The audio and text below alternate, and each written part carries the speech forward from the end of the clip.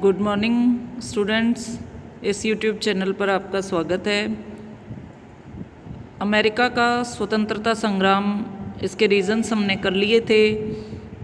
आज के टॉपिक में हम देखेंगे कि कैसे अमेरिका और ब्रिटेन के मध्य युद्ध शुरू हुआ और अमेरिका ने अपनी स्वतंत्रता की घोषणा की। तो देखते हैं। देखिए, लास्ट वीडियो में हमने डिस्कस किया था बोस्टन टी पार्टी घटना के बारे में।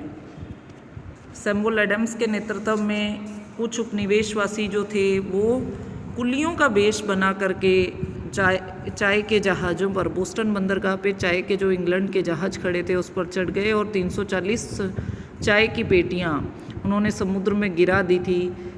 ये अमेरिकी स्वतंत्रता संग्राम का तात्कालिक कारण भी था। तो देखिए, लॉर्ड नॉर्थ ने इसके विरोध में, लॉर्ड नॉर्थ वहाँ के प्रधानमंत्री थे और जॉर्ज तृतीय राजा थे, तो इन्होंने इसके विरोध में कई कानून बनाए, लॉर्ड नॉर्थ के दमनकारी कानून। बोस्टन टी पार्टी एक ऐसी घटना थी जिसने इंग्लैंड और उपनिवेशवासियों को युद्ध के कगार पर लाकर खड़ा कर दिया।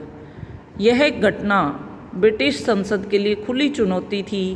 इसके द्वारा संसद की सर्वोच्चता को चुनौती दी गई थी। वे बार बार यही कहते थे कि ब्रिटेन की संसद को हमारे ऊपर टैक्स लगाने का अधिकार नहीं है, हम सिर्फ महारानी या राजा का ऑर्डर मानेंगे। मतलब राजा हमारे ऊपर है, लेकिन हमारे लिए कानून या नियम हम ही बनाएंगे, ठीक है। और संसद, वहीं इंग्लैंड संसद का विचार था कि उपनिवेशों के प्रति नरम व्यवहार से यह स्थिति उत्पन्न हुई है।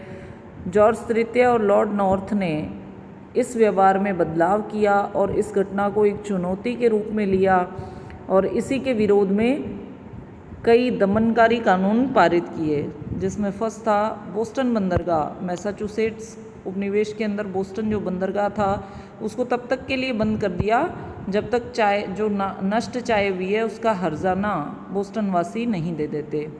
इसका तात्पर्य यह था कि बोस्टन का आर्थिक विनाश हो जाएगा, बोस्टन ख़त्म हो जाएगा, उसकी अर्थव्यवस्था नष्ट हो जाएगी। सेकंड जो कानून उन्होंने पारित किया वो था मैसाचुसेट्स के परामर्शदाताओं को सम्राट ही नियुक्त करेगा, यानी वहाँ जो काउंसिल बैठती थी उसके परामर्शदाता डायरेक्ट सम्राट ही नियुक्त करेगा, मैसाचुसेट्स वासी उन्हें नियुक्त नहीं करेंगे। इससे पूर्व इन्हें उपनिवेशवासी ही निर्वाचित करते थे। तो ये चेंजेस लाए गए। फिर तीसरा जो चेंजेस लाया गया वो था कि वहाँ पर हत्या संबंधी जितने भी मुकदमे थे वो अमेरिकी न्यायालयों से इंग्लैंड के न्यायालय को हस्तांतरित कर दिए गए, या फिर अन्य उपनिवेशों को, यानी कि बोस्टन के जितने भी हत्या संबंधी मुकदमे थे वो मैसाचुसेट्स न्यायालय में नहीं सुने जाएंगे। नेक्स्ट रीज़न था, नेक्स्ट जो पॉइंट है वो है मैसाचुसेट्स के किसी भी नगर में सेना रखना वैध बना दिया गया। देखिए, ये ब्रिटिश सेना थी और ब्रिटिश सैनिकों की जो ये ठहरने के लिए व्यवस्था वगैरह थी, इसका भार स्थानीय अधिकारियों पर डाल दिया गया। इसके अलावा कनाडा में रहने वाले कैथोलिकों को भी सहिष्णुता प्रदान की गई और क्विबेक की जो सीमा है वो ओहियो नदी तक बढ़ा दी गई, ठीक है। उक्त कानूनों का अमेरिका में तो विरोध होना लाजमी था, होना ही था, और इनका इंग्लैंड में भी कुछ प्रमुख व्यक्तियों ने विरोध किया, जैसे कि रॉकिंघम विलियम पिट जो कि अपोजिशन में थे, ठीक है। इस तरह से इन्होंने कई दमनकारी कानून चलाए और इसके विरोध में अब अमेरिकी वासियों ने क्या कदम उठाए, उन्होंने कांग्रेस के अधिवेशन बुलाए। उन्होंने कांग्रेस के अधिवेशन बुलाए जिसे कहते हैं महाद्वीपीय कांग्रेस अधिवेशन। नवीन कानूनों को लोगों ने दमनकारी कानूनों की संज्ञा दे दी और उनका मुख्य उद्देश्य जो था इंग्लैंड का मैसाचुसेट्स को दबाना था, किंतु जो बाकी 12 उपनिवेश थे वो उसकी सहायता के लिए इकट्ठे हो गए और आवश्यक सहायता पहुंचाई। वर्जीनिया उपनिवेश के नागरिकों ने भी सभी उपनिवेशों के प्रतिनिधियों का फिलाडेल्फिया में एक सम्मेलन बुलाने का सुझाव रखा, जिसे सभी अन्य उपनिवेशों ने स्वीकार कर लिया। और इसी मांग पर सबसे पहले 5 सितंबर 1774 ईस्वी को अमेरिका महाद्वीप की इस प्रथम महाद्वीपीय कांग्रेस अधिवेशन की शुरुआत हुई, जिसमें जॉर्जिया उपनिवेश को छोड़कर सभी उपनिवेशों की विधानसभाओं ने अपने प्रतिनिधि भेजे। जॉर्जिया ने भाग नहीं लिया था इसमें। कई बार कॉम्पिटिशन्स में या एग्ज़ाम्स में ये क्वेश्चन पूछ भी लेते हैं कि प्रथम महाद्वीपीय कांग्रेस अधिवेशन में किस उपनिवेश ने भाग नहीं लिया था, तो जॉर्जिया, है ना। फिर इसमें जिन्होंने अपने प्रतिनिधि भेजे तो मैसाचुसेट्स यानी कि बोस्टन से प्रतिनिधित्व कर रहे थे जॉन एडम्स और सैमुअल एडम्स। वर्जीनिया के बहुत ही प्रमुख व्यक्ति जॉर्ज वाशिंगटन तथा पैट्रिक हेनरी। दक्षिणी कैरोलिना से जॉन रूटलेज और क्रिस्टोफर गैडस्टन। रोड आयरलैंड के स्टीफन हॉकिंस और पेंसिल्वेनिया से थे जॉन डिकेंसन। ये काफ़ी प्रमुख प्रतिनिधि थे। इस सम्मेलन का जो उद्देश्य था वो पूर्ण स्वराज की मांग नहीं था।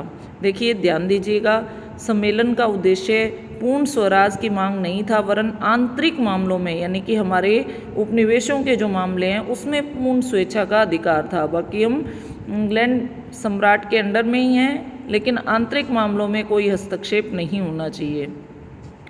अधिवेशन के निर्णयानुसार एक घोषणा पत्र तैयार करके इंग्लैंड भेजा गया। यह एक प्रकार से अधिकारों और शिकायतों की घोषणा थी, जिसमें 1765 ईस्वी के बाद के सभी कानूनों को रद्द करने की प्रार्थना की गई। साथ ही देखिए, एक तो प्रार्थना भी कर रहे हैं, ऊपर से थोड़ा सा वार्निंग रूप में भी दे रहे हैं कि अंग्रेजी सामान के बहिष्कार का भी निर्णय किया गया। कांग्रेस का महत्वपूर्ण कार्य एक महाद्वीपीय संस्था का गठन था, जिसने व्यापार बहिष्कार को पुनर्जीवित किया, इंग्लैंड के व्यापार बहिष्कार को पुनर्जीवित किया। इसके बाद 22 अक्टूबर 1774 को यह सम्मेलन इस निर्णय के साथ समाप्त हो गया कि आगे भी हम विचार विमर्श हेतु सम्मेलन बुलाते रहेंगे। इससे पहले कि दूसरा सम्मेलन होता, एक घटना घटित हो गई, या हम कह सकते हैं युद्ध का प्रारंभ हो गया कांग्रेस के दूसरे सम्मेलन होने से पूर्व ही। मैसाचुसेट्स में परिस्थितियां काफ़ी गंभीर होती जा रही थी। सैमुअल एडम्स जैसे नेता जनता को इंग्लैंड के खिलाफ भड़का रहे थे। इसी बीच एक क्रांतिकारी शासन का संगठन हो गया और सैनिक भी इकट्ठे होने लगे। तब वहाँ पर जो गवर्नर जनरल थे वो थे गेज, और उनकी जो चारित्रिक विशेषता थी वे कभी किसी की सुनते नहीं थे। तो जब गेज ने यह सुना कि विद्रोही बोस्टन से कॉनकॉर्ड नाम के ग्राम में, यह बोस्टन से 18 मील दूर एक छोटा सा गांव है, तो कॉनकॉर्ड नाम के ग्राम में सैनिक सामान जुटा रहे हैं, तो उसने इस सामान को हस्तगत करने हेतु एक सेना की टुकड़ी भेज दी। इस सैनिक टुकड़ी में और स्वयं सेवकों में लैंक्सिगटन गांव के पास मुठभेड़ हो गई और इस प्रयास में 8 स्वयंसेवक मारे गए। इसकी सूचना तत्काल सभी उपनिवेशों में फैल गई और कॉनकॉर्ड से वापस लौटती अंग्रेजी सेना को हजारों स्वयंसेवकों से टक्कर लेनी पड़ी। उसके बहुत से सैनिक मारे गए। इसी घटना को 19 अप्रैल 1775 की लैंक्सिगटन घटना के नाम से जाना जाता है और यहीं से अमेरिकी स्वतंत्रता संग्राम का प्रारंभ माना जा सकता है। इस घटना के बाद युद्ध की हालांकि शुरुआत हो चुकी है एक छोटी सी घटना के साथ। उसके बाद दूसरा इसी बीच में महाद्वीपीय सम्मेलन बुलाया गया।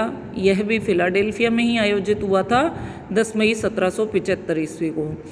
ठीक है, इस सम्मेलन में जो एक बहुत महत्वपूर्ण निर्णय लिया गया था वो लिया गया था, इस सम्मेलन में जॉर्ज वाशिंगटन को अमेरिकी सेना अध्यक्ष के रूप में चयनित किया गया।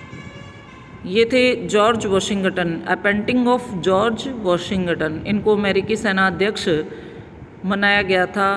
कहते हैं कि अमेरिका की स्वतंत्रता में इनकी बहुत बड़ी भूमिका थी। जब हम अमेरिका और इंग्लैंड की लड़ाइयाँ देखेंगे तो जॉर्ज वाशिंगटन की भूमिका पर अध्ययन करेंगे। काफ़ी शक्तिशाली व्यक्ति थे ये।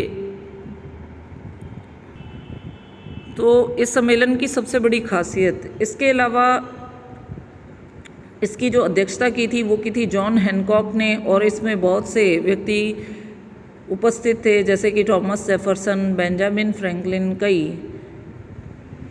इसमें एक और जो महत्वपूर्ण निर्णय लिया गया वो था स्वतंत्रता की घोषणा। इस सम्मेलन के बाद एक स्वतंत्रता की घोषणा की गई थी जो 4 जुलाई 1776 ईस्वी को पूर्ण रूप से हमारे सामने आ गई।